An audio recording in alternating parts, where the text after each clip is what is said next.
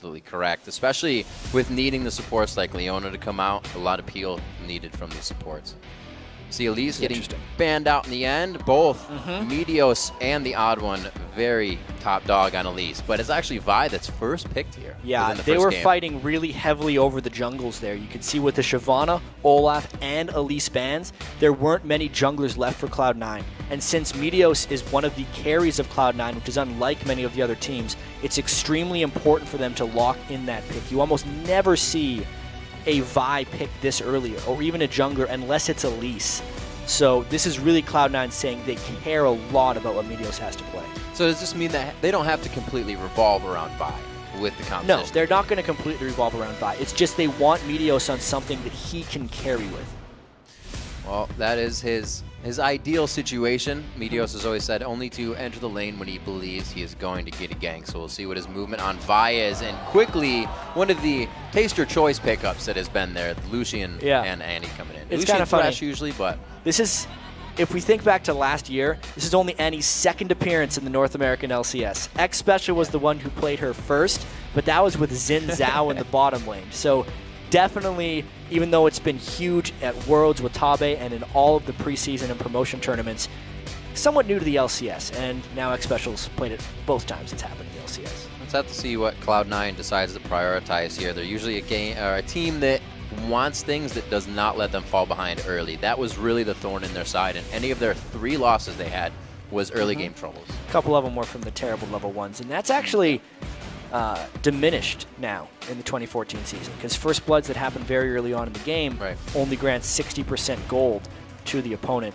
I know everyone's probably familiar with these, but I'm just restating it because it's this whole brand new season. And I'm, with the brand new season, I'm super interested to see what these guys decide to play, because over in every other league, there's a lot of really different supports being played than in any other position. The supports are varying. Yeah. We got to see a lot of crazy stuff, especially if anyone checked out the European Challenger yesterday. We saw support Gragas. There was a support Malphite in the 3rd place game over in the OGN. And that's Odd One's Nunu coming back right there. Jungle Nunu. All the other junglers were pretty much gone for him. There wasn't a... Even though Cloud9 banned a lot of junglers for the Odd One, there's still Nunu left, and he is completely comfortable playing that. And the Nunu pickup isn't something we actually see a lot. It's here or there, but everybody plays it a little bit different towards the late game. At least so far in the 2014 season, we've seen it mostly in OGN. Right. Because they like to play a very heavy disengage control-focused game with the fast pushing and the vision control. That's what Odd One should be trying to do. They just got to make sure they have enough pick potential, which they're starting to develop with that Gragas. So they'll be trying to move around the map, get as much vision as possible, and then allow Bjergsen to make plays with his Gragas. Pretty sweet setup from TSM so far. Trying to mix it up. Like I said, we're going to be seeing these new things, and we'll have to see how Odd One decides to use Nunu, because, like we said, he likes that Elise. He likes those champions he can get in to help the lanes. Odd One was always on the back of Reginald to be there to help him, and Nunu's really there for utility. He's always been a pretty good counter jungler, too, as long as his lanes are having success. Right. Since they've picked Bjergsen's mid lane already, it'll also allow TSM to have the last pick for Dyrus and hopefully counter whatever balls brings out. We'll have to see. He did bring out the Rumble once again for us over in the Boda. It's something that he has always been successful on, and really mentality for balls is something that always keeps him in the game. You can put him on any champion. Listen. No. Welcome to the North American LCS. Wow. So I was going to say that's going to be a Teemo top lane, but they already have the Renekton as well. Because Teemo actually beats up on most of the current top laners in League of Legends. People just haven't started playing him because they don't think he transitions into team fights very well. That was on the score sheet. You could see the sheet there being handed off to the ref saying, "We're done with this now, thank you." We'll be fine with Teemo. Wow, so I thought the Nunu pick was going to be really the highlight here.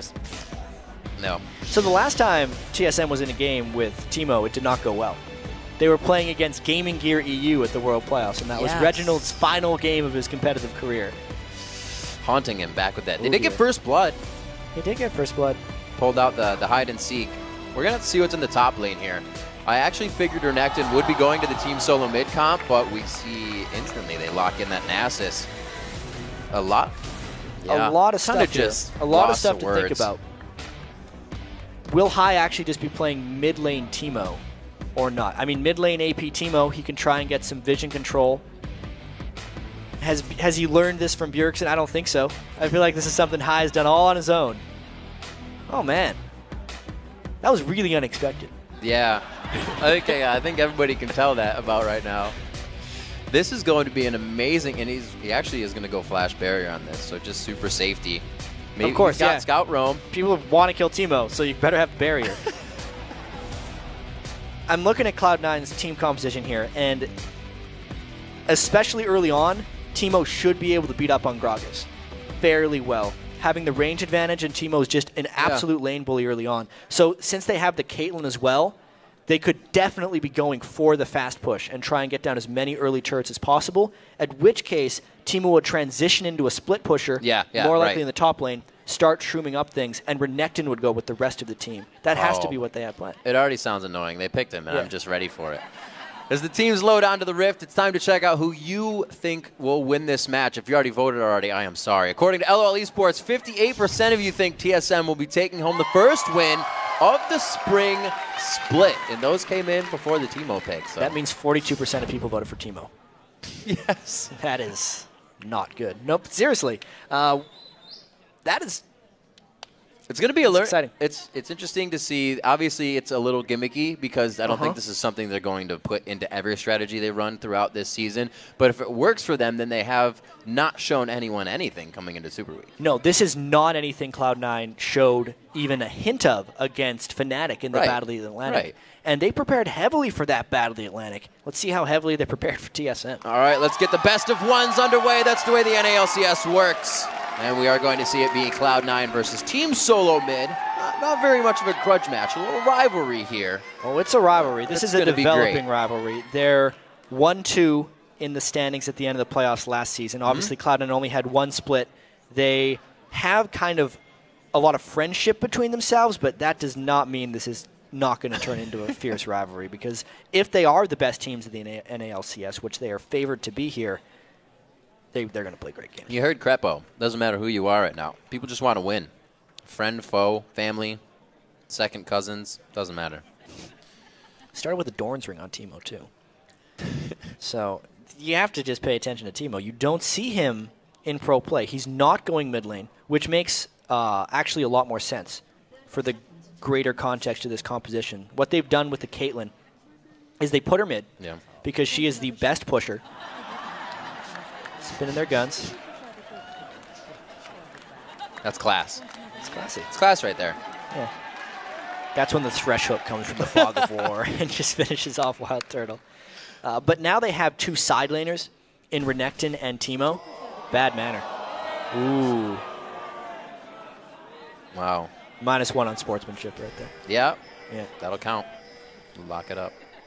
That's like when boxers come in at the start of the ring and they hit gloves and the guys gives them a quick jab in the face. That's what Sneaky just did. Sneaky's not known to do that. Wow. The season changes people. All right, let's see what these guys have. Look at how much they're roaming already. They're already doing a bit of a lane swap. So they have actually put Hai in the mid lane. Teemo can basically go anywhere he wants in this team composition, but they've decided to put him mid. Yeah, they switch everything back up. Maybe they're just trying to play early mind games. It was red, and the wards are quite well placed by Cloud9, so they were able to move around the way they wanted to. We can get words out. It's the start. And we haven't seen Balls play very much Renekton either. He was mainly just a Rumble player. He played Rumble in 4 of their 7 matches overall, and he doesn't care about the lane at the moment. He's just trying to farm those wolves, probably even go back to base, and then go up, because he's just going to be sitting in a 2v1 and getting heavily denied anyway. I remember, we always recall back to when Boy did this. It was about level 2.5. He said that you don't need to get there for those first 2 waves. You're just going to get poked out of lane. It's going to be harder anyways. So you're right. They are playing it completely safe, except for Meteos. He's trying to walk around and figure out where Dyrus was. That was almost dangerous. He knows where Dyrus was now because he sees that the white is missing, unless he thinks the odd one took the white, but almost no jungler will take the white very, very early on in the game. Really smooth counter jungling by TSM early on.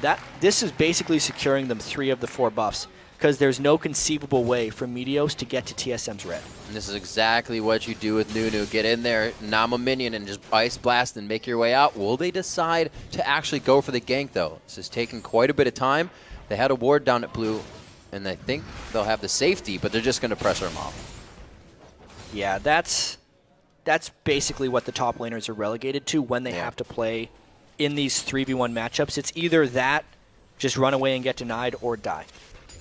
They're denying more than they're really letting him run away. They're not even letting him get to the jungle, so they're keeping him completely out of situation there. Wild Turtle Special, Odd1 look to take this turret quite fast, but they've already lost theirs, and they don't even have 50% on that. So Cloud9 definitely ahead in this push, and it's already going to call Dyrus back to lane. Balls really did a sneaky thing there. He got a lot of experience by waiting in that tri-brush, more than Dyrus, and they're going to be ending up to trade turrets regardless. It's just a question of how much TSM wants to value denying experience versus taking tons of damage to their turrets here. They don't have the strongest turret takers either. Whoa, a great catch on to Dyrus, pushing him even more out of lane. This is going to be a long, long game for Nasus. See, I wonder how worth it that actually was. That yes, they guaranteed he was out of experience range, but they want to take that second turret down more than anything. And they spent all that time going for him. Can they finish off this turret? It's going to be, I don't think they can finish. Yes, and I also think that it's good for them because TSM still hasn't grabbed that top turret. They're still denying balls, but he'll have everything to farm once this falls. Well, it seems like not much has changed so far at the start of the seasons. Remember at Season 3, everyone started doing the early dives, and at this point they're just doing turrets. Whoa! Well then, he had been winning in farm, 28-20, but that was at the cost of taking a lot of harass for Bjergsen. 2 turrets down already for Cloud9. Now where do they go? They wanted to do that fast push strategy. That's why they have the Teemo. They're going to go mid next. This is like watching old TSM when they would just huddle around your turret and wait for you to just slowly die off from getting poked out. But Cloud9 giving them a bit of their own medicine right now in that bottom lane. Already down to the inhibitor turret in under 5 minutes. High's flash in mid coming up at around 10 minutes. So I'll have to see if they even try to start going for champions. That might be the first spot. And there's actually been a lot of discussion lately because the next patch, there is damage reduction on the middle and top lane turrets, but not on the bottom lane turrets. And this is kind of our last patch in competitive to see when lane swapping and fast pushing is at its height, because I think a lot of that is going to be changed in future patches. What just happened? They just killed 2 turrets because they had 3 people down there. TSM didn't want to move back. I think we're not going to see this strategy too much throughout the rest of the LCS. And you think you're also right about the Teemo strategy and getting to be a split push later, not going with the regular chalice as you would on Teemo, but going for the boots fast, trying to get that so we can get out of lane. And also with Sorcerer's Shoes early on Teemo, because his Toxic Shot does so much magic damage, getting early magic penetration really rips through people, especially if he goes up against Renekton. Or no, he wouldn't go up against Renekton. Dyrus's Nasus, he would be able to harass him down very quickly. And they have been able to find each other one time after another. Dyrus and Balls matched up now in the top lane. Not too much of a difference there. The CS is going to help, but Dyrus will get there in time since these guys aren't going to have too much of an impact on the overall game for a few more minutes. But what's interesting here is because Balls was able to sneak so much of that experience in the tri-brush, he's got a level advantage on Dyrus. So if we actually just take stock from all those early game shenanigans, it's absolutely Cloud9. They got 2 turrets and the stronger top laner. Well, one of the things that was said, as we mentioned by Z-Kent, was that TSM had very strong lanes right now, so this only helps Cloud9 to get through this phase into that fighting phase where hopefully they can put the team mechanics together with Meteos' ganks. 7 minutes on the clock. The odd one's just hovering on the outside of the left in mid. And it really hasn't proven too much other than that buff steal. They hugged a lot in the top lane, and it's kind of slowed down since then. Everybody was kind of like, yeah, this is what to do. Then what? Yeah. Well, right now, Odd1 has a Sightstone. That's what we see a lot of Nunes do before Spirit Stone. He's going to try and get vision control for his team and maybe stop some of the Cloud9 rotations and stop them from being able to roam to and from lanes. It doesn't appear like High is ready to start being the split lane pusher because he wants, honestly, level 11, 12, 13 before he really starts becoming that super annoying, make a bunch of lights in your jungle type Teemo. Right. And at this point, TSM's trying to stop that from being a thing. And they're actually using Nunu quite well. Being, like with Lee Sin, one of the junglers you can build Sightstone on now and still be okay with it and not lose out in really your tankiness is they have pretty much everything warded towards the bottom and the top side of the map. Already pink wards towards the top side of their own red. So vision is there's something they're putting in high priority right now. Yeah, and I wonder if it's because TSM is putting down so many wards that Cloud9 isn't deciding to roam back and forth, or whether Cloud9 just wants to make sure they keep their turret edge. With Sneaky and Lemon Nation just now deciding to lane with Wild Turtleneck Special, it kind of seems like they're accepting their early advantage in turrets and then just trying to farm out a little bit instead of trying to roam around and extend that turret advantage. Well, that actually, if you think about it, works quite well for Sneaky and Lemon. We kind of said they have the weaker lane, so if you get rid of their lane instantly and they farm in a safe spot with wards all around them, then they're not really going to have trouble. These guys are kind of circumventing a lot of the problems they had in the early game with these movements. And as far as jungle ganks go, too, Meteos hasn't been able to get much going that's true. on. It's just what happens in these games where they take one or two turrets very early on in the game. It just confuses the routes for the jungle because those really long lanes are seldom gankable. And Meteos takes a white as far as counter jungling, and now he's trying to come up behind. High keeps taking hits in mid. The barrier's not there. The flash is about 40 seconds off, but he's going to be able to make it out quite safe. Bjergsen's starting to do a whole bunch of damage to High. High's going to want to get some magic resistance probably pretty soon. He's actually putting a lot of mushrooms around the dragon area. Maybe they're going to try and get control of that soon, but he has to go back to base. Otherwise, Bjergsen will kill him. Well, with him backing, it looks like they actually may... Oh, they have a ward on him, so they're not going to get there in any sort of sneaky way, if you will. But with him backing, I like the idea of going to clear it and make sure it wasn't going to be an advantage for Team SoloMid. And if they had the chance, it was going to be theirs. 10 minutes on the clock now. Still haven't seen too much from these guys in the top lane. Balls is managing to keep that level advantage plus CS advantage in his favor. Looks like he's just going for the orthodox build for himself. I think Balls needs to do more against Darius' Nasus. He had a 2-level advantage on him earlier on, level 5 to level 3. He needs to be either farming between Darius' turret, counter jungling, or doing something other than just wasting Nasus' time up here. Darius is still farming at the turret, and now he's even equal in level. Ball's not taking advantage of his advantage right now, and he's letting Darius back in. I almost feel like it's going to be tough for Cloud9 to really hit the team fight phase. I mean, what does Teemo really offer to a team fight if you're going to have Gragas and Nunu Nasus running into the fight? What is who going to offer? Teemo? Teemo, yeah. Not much. Yeah. Teemo does not. It's going to get scary for Cloud9 Cloud9 as this game goes on. No. Already. They have to start being a split push team, and that's what they're working towards. Yeah. They're trying to kind of smother on top of TSM's map control. TSM's not too much of a team fight team either when you consider just Sightstone Rush Nunu. That's not a huge team fight thing. He has some zoning in a team fight, right? But he's mainly about either disengaging or finding picks. See the back lane. Wild Turtleneck Special, rather, backing off in their lane. Only a Phage coming out right now to the BF sword for Sneaky, as he's trying to go Bloodthirster, which is different for him as well to have Caitlyn there. He's going to be a primary source of damage for the team coming into this one. And Lemon Nation is actually buying up more wards than usual for the early game. So the little changes as well that we were talking about. Yeah, he's just now picked up his upgrade to Nomad's Medallion, but no, he's only got about 16 gold generated on that so far, so it's very new. He hasn't been getting that from the start. And it's really just a slow farm fest. I wonder how Sneaky will transition into a later game, because he had so much success on Ashe, for instance, just initiating team fights. He can't do that on Caitlyn. He needs to sit in the back and just be a carry, and that's not the style we're used to seeing him on. It doesn't mean he can't play it.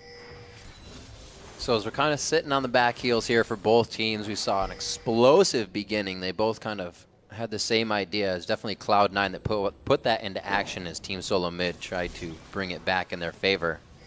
And there you can see High, a little bit aggressive, being read there by the wards, and just Bjergsen being Bjergsen, keeps himself safe. But it looks like Cloud9 is finally trying to mobilize and get something else going here other than the laning phase. It's about time right here. It's a Bloodthirster completed for Sneaky. I thought they were going to do this way sooner, Riv, but now they have 4 people in the mid lane.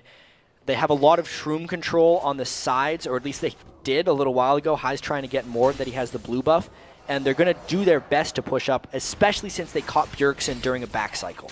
Whoa, Lemon Nation grabbing the odd one. Didn't really need to. Putting damage on the turret. they're going to be fine with this. They catch Bjergsen at a great time actually being back to base. And mid-turret is actually prepped right now. Xpecial throws it out, but the fancy flash fingers from Cloud9 keep him safe in mid lane. Really saw that one coming, barely getting out of there. Bjergsen would have definitely thrown them back into the turret had that Tibbers landed the good stun. But look at how much of that turret was gone. It's now still a 4-man siege. They're going to try once again, and they know that Tibbers is down this time. So that really, this rotation started. We saw Elimination and Sneaky coming up from the mid lane the first time they pushed out Bjergsen. They get the turret, and this fight begins now. Elimination very low. The Ignite takes him out. First blood going over to Wild Turtle, but the 80 carries straight Retribution kills, and the Culling on the backdraft is able to take down Vi. Oh, very nice job coming out, Turtle. It's up on the Sneaky. The 80 carry draw. The Ignite takes him down, and Xpecial's able to pick himself up a kill. Teemo coming out of nowhere, and he gets him with the Mushroom. Wow, so that was how you punish a push, in a sense, and they forced a team fight on a team with Teemo who didn't want to team fight. You can see Lemonation, while he did get a good box off, the rest of TSM was just dishing out damage. Bjergsen and Wild Turtle were effectively untouched, and Hai was way too close to the sun right there. He does not need to be melee range against Gragas. It meant he couldn't retreat once he was low, and then because Xpecial just got that Ignite on, he finished off. Also, somebody stepped on a Mushroom. That'll happen. 4-2 though, a very explosive fight. I'm glad that happened because they started to slow down way too much for anybody's liking. But good kills coming out. 3-1 in turrets as the mid turret did fall and was prepped very nicely. So TSM needed to get some kills there. They came up with them. And if Cloud9 doesn't want to lose this game, they need Balls' Renekton to start making an impact now. If he waits another 15 minutes, Dyrus is going to make a much larger impact on Nasus. Dyrus can't do much yet. He doesn't even have his Iceborne Gauntlets. That's what he's building towards. And since Cloud9 just lost a 4v4, that option isn't necessarily there for them. They can't get caught in another fight like that one. And it seems like Cloud9 is still sticking true to whatever strategy they had. As I said, that kind of started with Elimination coming up to mid. Even though they lost the fight, got a little bit of the turret damage or turret coverage on it. They moved up to the top lane with Elimination and Sneaky and took out the top one. So they're just methodically staying on course right now. Looks like Hai will find Dyrus. Whoa! That was some big damage right there. That blinding dot hurts. Just a little bit. I don't think Dyrus wants anymore, but it looks like he thinks he can keep the Wither in range. The body slam through the wall. Hai's not taking too much damage. Dyrus may be able to get himself back in this for one more Wither. Oh, the last barrel. What a do-si-do by these guys. Both teams trying to get into the fight and see which was the best angle. Bjergsen able to make it out quick enough. Ace in the hole.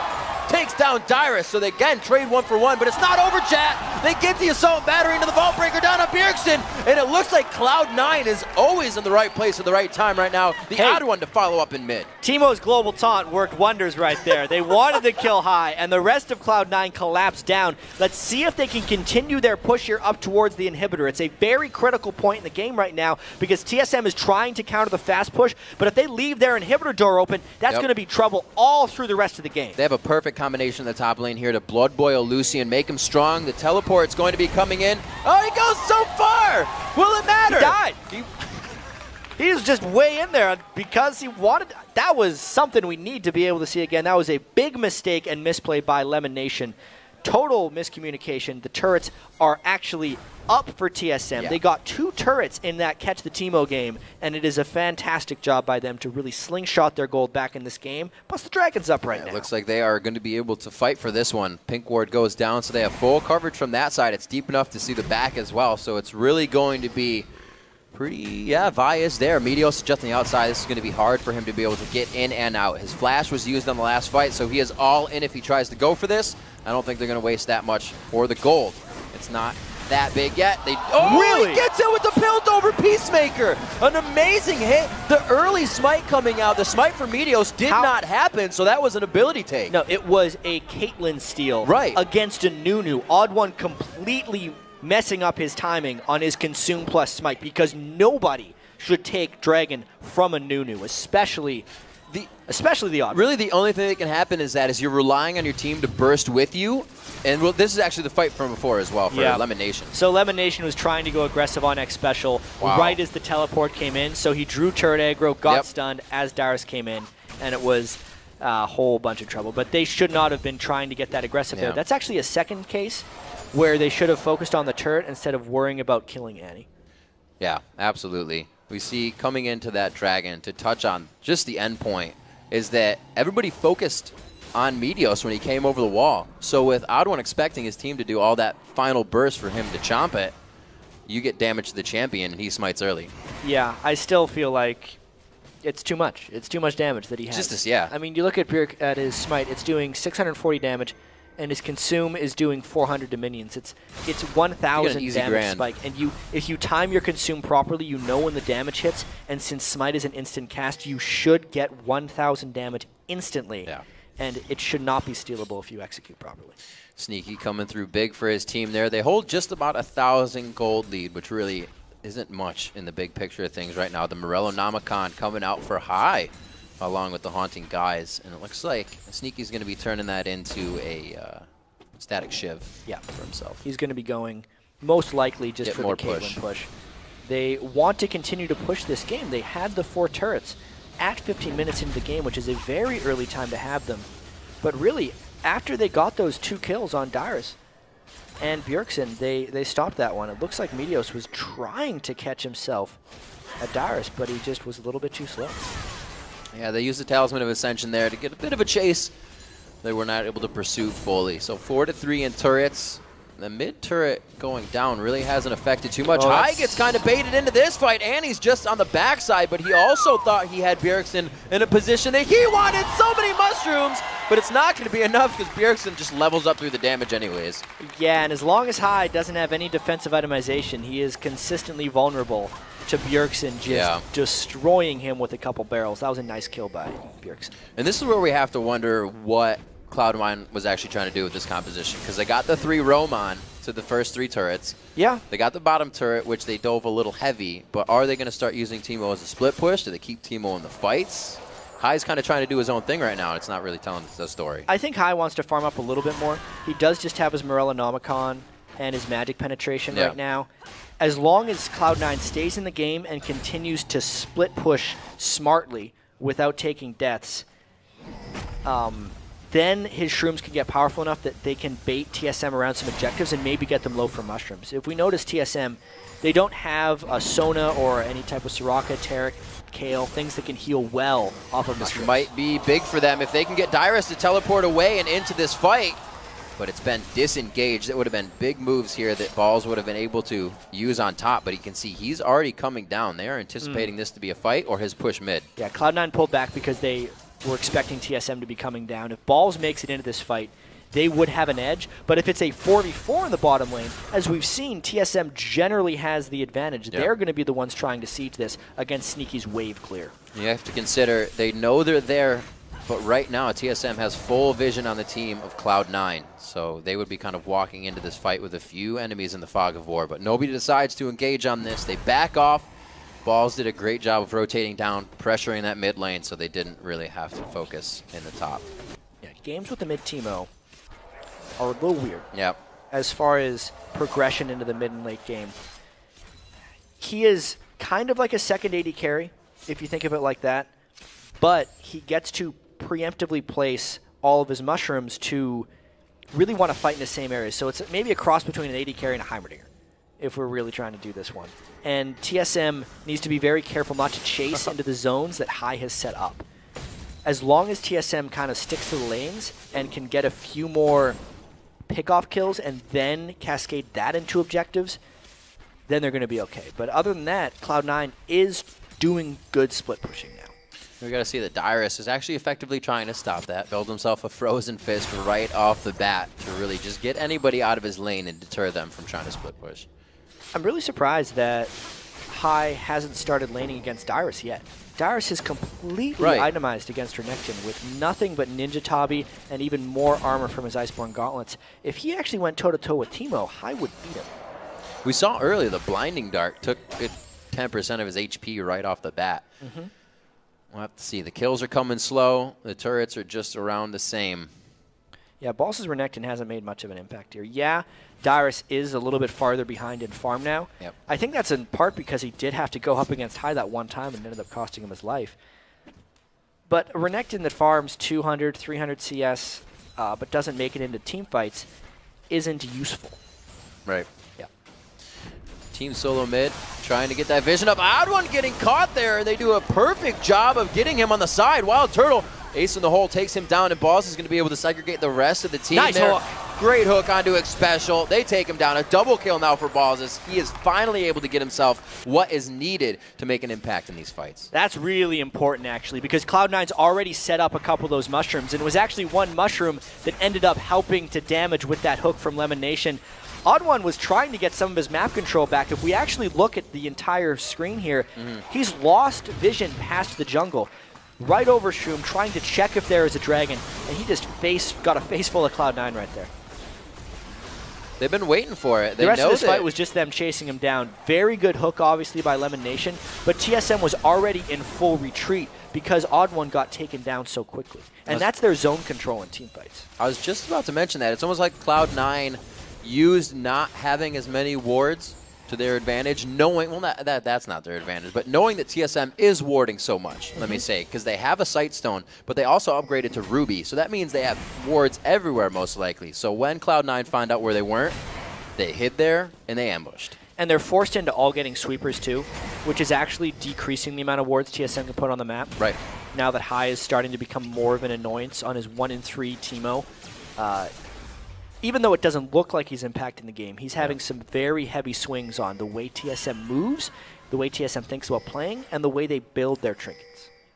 Well, you can see the mushrooms down the bottom side of the map. That is what makes you love Teemo so much, if you will. And we're going to see if TSM finds those quite soon. A lot of the aggression is going to be hovering towards Baron at this point. 25 minutes into the game, a 3K gold lead.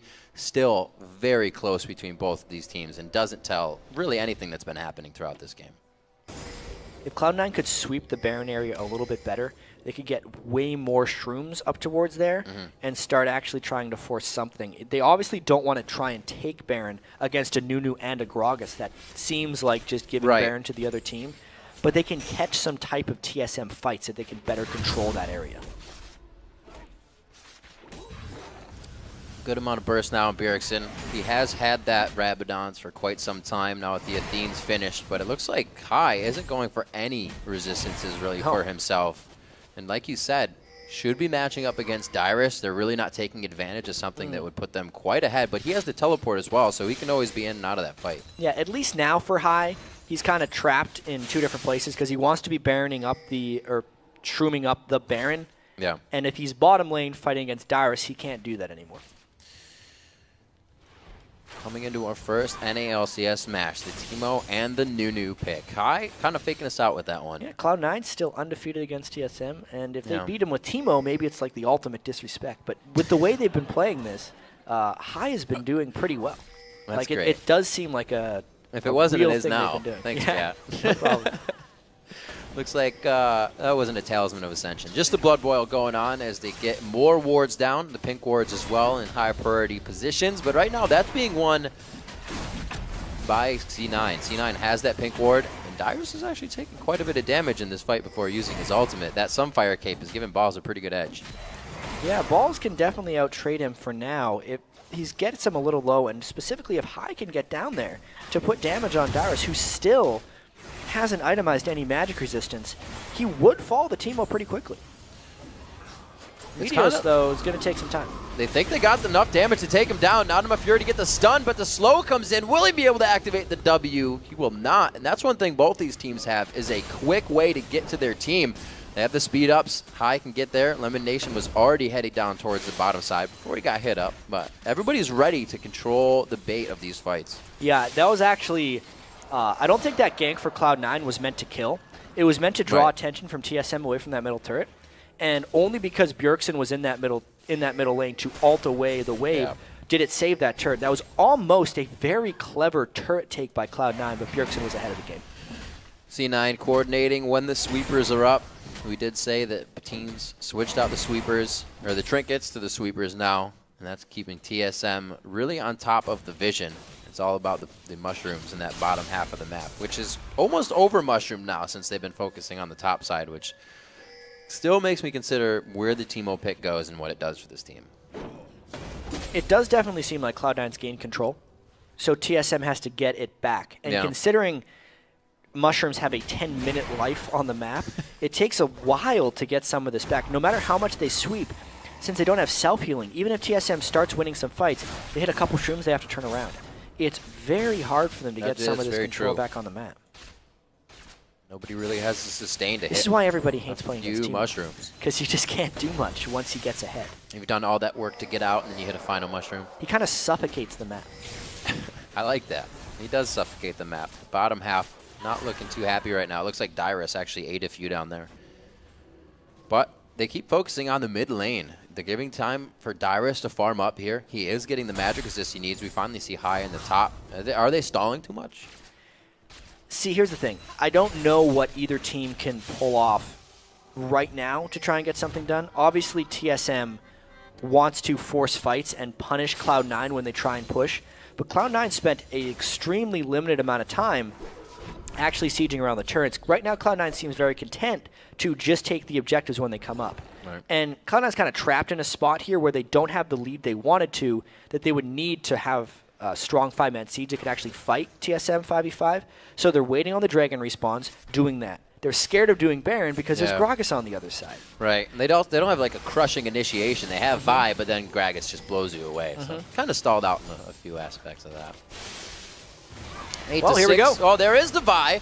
Where's the Gragas barrel, though? Whoa, Special may not even get that for himself. The explosive cask is still up. Bjergsen finally uses it, but it's incomplete defense. It's when he was dying. The Odd One looking to go down next. He tries to put Absolute Zero in a great spot. Lemon Nation with a nice fling onto that, but actually the kill goes to Balls, and they're able to get another kill onto Dyrus, leaving only Wild Turtle to run for his life. So here's the big thing that Cloud9 was waiting for, is TSM stopped just defending their turrets, and they started moving into the Shroom field. And they hit a couple, then Cloud9 initiated clean on through them. That's why they won that fight so decisively. It was the setup time that was required for that. Now Cloud9 has the edge they wanted. Really a great lockdown onto Xpecial. Tibbers was seen in that fight, but he was downed instantly as well. Turtle's going to do what he can to soak up everything and anything before he has to get back to base here. They still have good damage. It was just a great initiation from Cloud9. Absolutely, and you saw how low Xpecial was before that. Some of that, I think, has to happen from just not having that much self-healing going into that as they're just taking this Dragon. You can see Xpecial was already down a little bit when he got Vault Breaker. So at this point, when they're trying to run away, you can see there's some poison on Odd One, just from High, who is now the untouched AD carry, and in a sense, Cloud9 has 2 AD carries just beating on TSM, who are in full retreat mode. The control was lost from TSM when they lost their CCing support so early, and when Odd One wasn't able to set up a spot for Absolute Zero. Wow, exactly what they wanted coming into that fight. Cloud9 showing why they were the top team of the split last year, and just during intense gameplay, they are able to continuously play at a consistent level that is #1. Hey, only lost 3 times, beat TSM every time, and there's a death cap now finished by High. No defense. If he ever gets caught out by Bjergsen, that fight will not be in favor of Cloud9.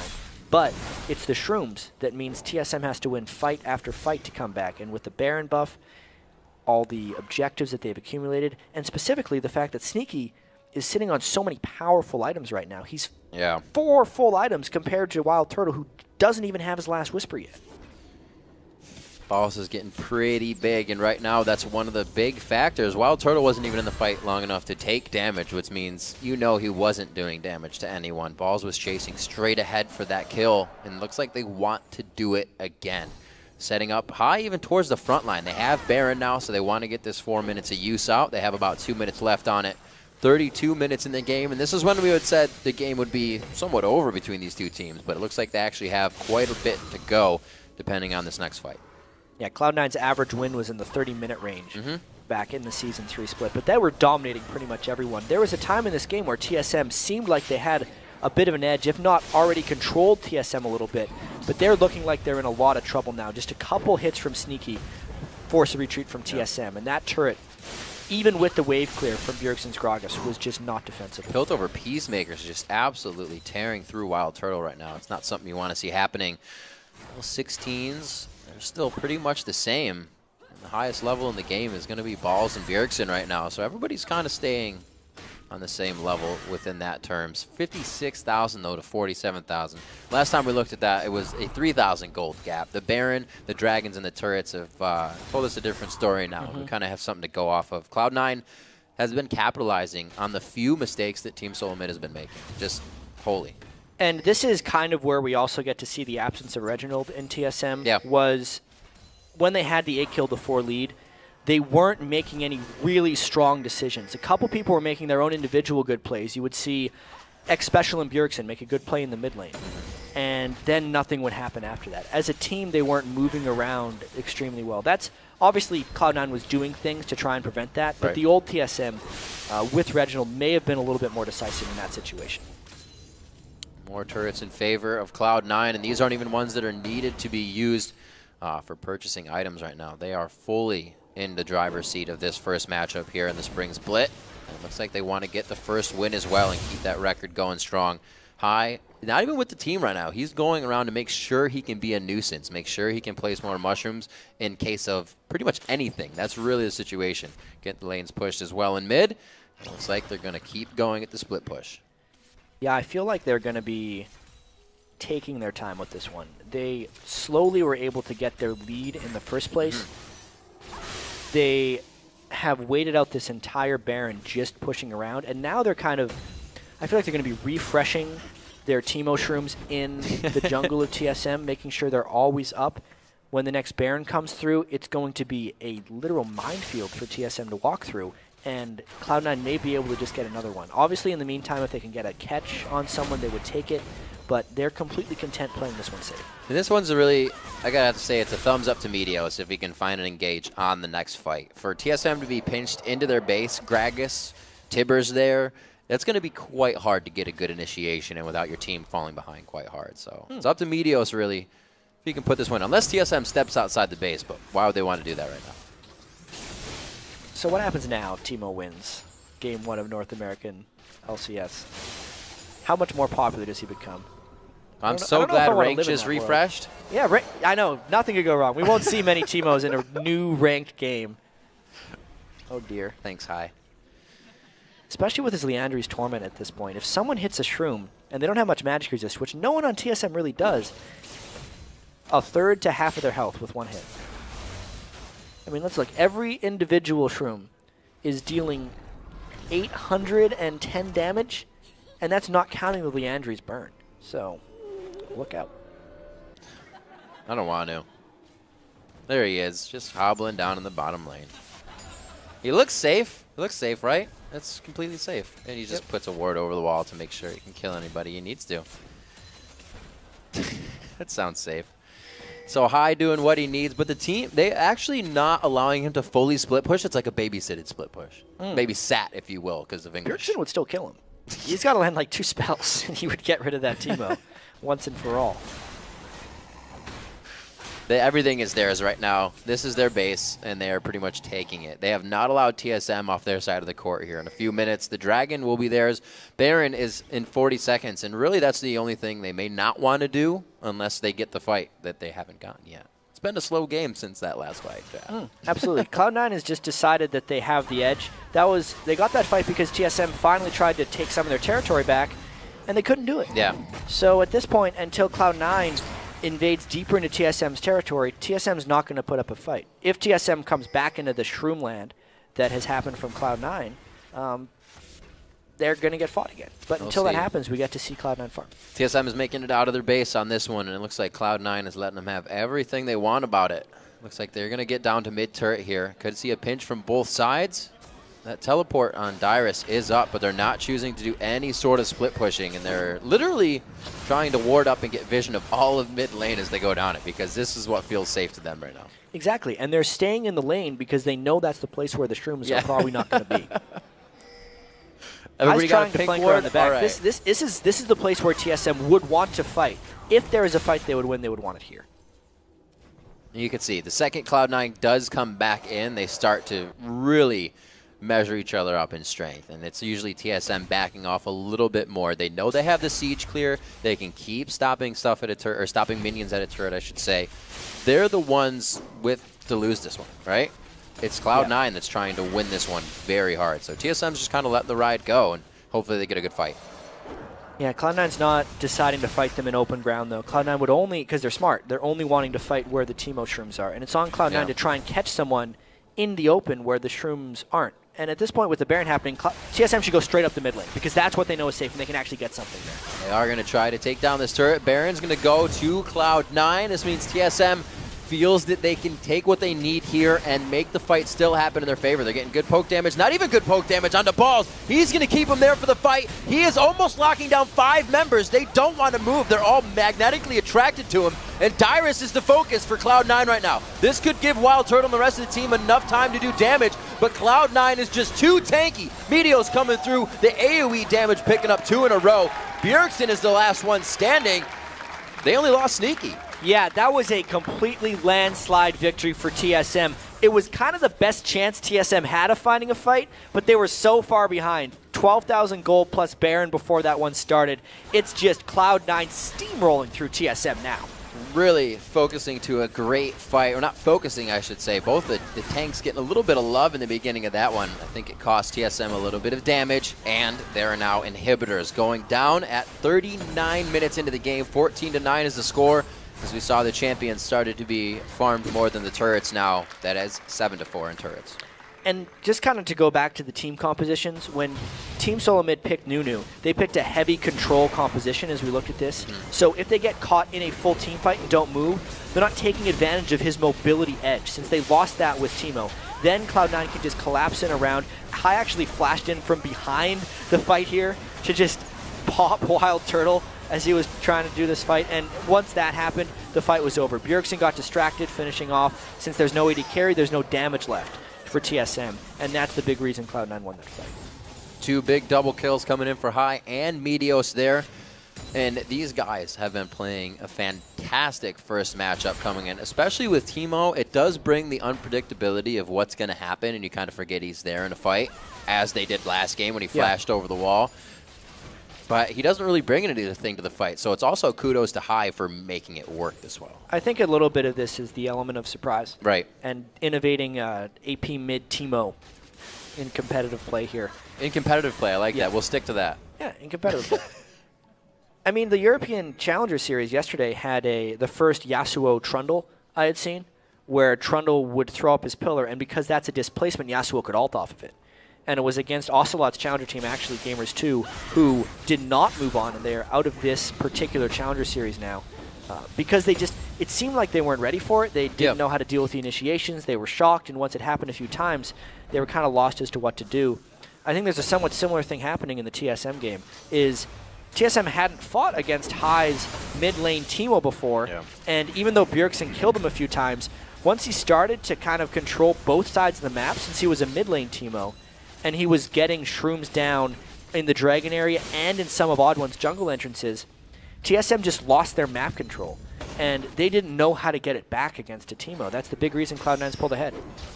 Dyrus getting a little bit of focus from the lockup as Cloud9 knows they have the lead. They know, usually you say, oh, we want the hook up, but the hook being down isn't really even that much of a problem for them. Again, they get another one onto the odd one, straight on, threading the needle. Meteos to Wild Turtle on the back line. Absolute Zero goes down, but nobody's really in it. Just the tanks eat up the freeze, and it looks like they are going to keep pushing Team SoloMid back into their base. The inhibitor easily going to come from this, chat, and Cloud9 continues to flex their muscles. Yeah, they are so strong right now. Baron buff still ringing around, a lot of them right here.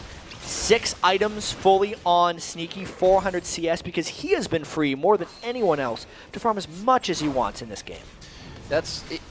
To compare the AD carries as well, you see 6 items Sneaky. You're looking at that Bloodthirster still being finished and the Magic Resist item still being finished, which are wholly and completely finished on the other side. 4,000 gold separates the AD carries. And you'd think a lot of times if you have a Nunu on your team, it can make up for some of that gold disadvantage. Right, get a little speed. But when you run Nunu with Lucian, it is really just for the mobility, because Lucian isn't an AD carry that relies heavily on his auto attacks. Right. He's a lot about weaving his spells in between his auto attacks and getting those double shots off. The Blood Boil doesn't help him as much as it would Caitlyn on the other side. Right. Even with all that, like Lucian Nunu is still really popular, but it's because of the map control and mobility, which TSM is not taking advantage of. Another dragon for Cloud9. 6 for Dragons, 2 for the Baron. So these guys have really just overall controlled the entire game. It's something we've known them to do. And they made it through laning phase a little better than, you know, we would expected from what happened last. That was one shroom on Dyrus. It needs to stop. There Stop. we go. Look out. Okay, he's staying with He's like, the minions. where are the minions going? I can follow these. Their personal sentries. They hit one. Everybody is just, it's like a huge hailstorm that everybody's trying to get away from. You just see them all running home. Poor 15 guys. to 9. And it sucks for TSM. At this point, it's pretty much hopeless for them because they've shown they can't win straight-up team fights. You clearly don't beat Teemo by running through his shrooms on the other sides of the map. And those are the two options TSM has here. I'm sure TSM would be loving an Oracles right now. Figure out what's happening around them. Well, Cloud9. They got all those sweeper guys. They're not working that well. Can't sweep them if you're just going to walk into it first. 44 minutes on the clock. The front door is wide open, and the welcome mat has been placed out by Team SoloMid. They're going to go ahead and give up this inhibitor. They're going to stretch it out most likely to the top lane here. They have the bottom lane already pushed out and everything already warded. TSM has actually reverted to not really needing to ward anymore. The only thing they have is in that bottom lane. So it's almost as if the Nunu itself fell behind in the vision. Cloud9 was just able to overcome it. Yep. I guess when you don't want to go in your jungle, you can't ward your jungle. You can't ward your jungle. Exactly. This is going to be their tried inhibitor number 3. It wouldn't surprise me too much if Cloud9 waited a little bit longer, decided to pick up another Baron just for the safety. You can see this game stretching quite long because Cloud9 is taking their time, and really the only fights they've taken are the ones that TSM has kind of opted into. Cloud9 knows that they could have starved out TSM this whole time, and they did. And they waited for TSM to go and walk into their territory. Cloud9 has 3 Banshees, 4 Banshees Veils. That's kind of mean. You're dodging pretty much all of those ults that make you not want to initially dive, especially that's on Meteos. If they don't get the right ults onto him, he's in and to the back line, as he was last time. He hit Wild Turtle straight past the inhibitor, and Absolute Zero didn't even keep balls off of him. Sneaky didn't make it in. He can just shoot it from over the top. Oh, he's got a Thresh Lantern now. Come on, hop, take the lantern. There we go. That was the time to take the lantern. That was pretty mad, Lightfish. Got a loose definition of what mad life is nowadays. So we got Dyrus still clearing out in the bottom lane as he does, pushing minions. And we're going to see if they can get to this top lane. The inhibitor turret is the last one that sits. 11 turrets on the map. There's 8 crushed down by Cloud9 right now. TSM has only been able to find 4. So really, they're hovering home base pretty much all game here. They've had a tough time. Whenever Cloud9 wants, they can probably go in for the final fight here. They're going to wait for as many spells for TSM to burn as possible. Culling definitely hurts. Sneaky's going to have to go lifesteal a little bit off of that. But to talk about your Banshees Veils a little bit more, actually is it has stopped TSM from making any type of comeback in a sense. Because either X-Special or Bjergsen wants to initiate with a Tibbers or an Explosive Cask, and if it's onto a Banshee's Veil, that is not possible. It's like a different form of the Gambit Guardian Angels. Yeah. Uh-oh. Special. Oh, man. They're hitting everything at full length right now. Great catch there by Wild Turtle. Cost him a bit of health, though. A lot of health. They're going to get this turret off. It's the poke damage that they have is very hard and conditional to get, but they're doing it over and over again. TSM's letting it land. Inhibitor now to go down. They just took down Dyrus, and that's a 70-second timer. Yeah, and Sneaky is at max items, which is why these guys are melting so hard. High and Sneaky both hitting the same target. No matter what he has, is going to die in under 5 seconds. So they're just going to crush through this. If TSM wants to fight him, Cloud9's going to end it. 50 seconds on the Death Chamber for Dyrus. They take down 1 turret. Even the net does a hell of a lot of damage there to Lucian. Wild Turtle backs off to the fountain to get what he can. Locket of the Iron Solari goes down, but is it enough? The Absolute Zero put out for show, and it looks like the Nexus will be the next to fall here. The culling comes out. They are just absolutely taking everything they can away from TSM, and the win. 17-9, your first game of the North American LCS in the 2014 split goes to Cloud9. They took their time, but that was a good game plan by Cloud9. Nobody expected a mid-lane Teemo for the first game, but that's how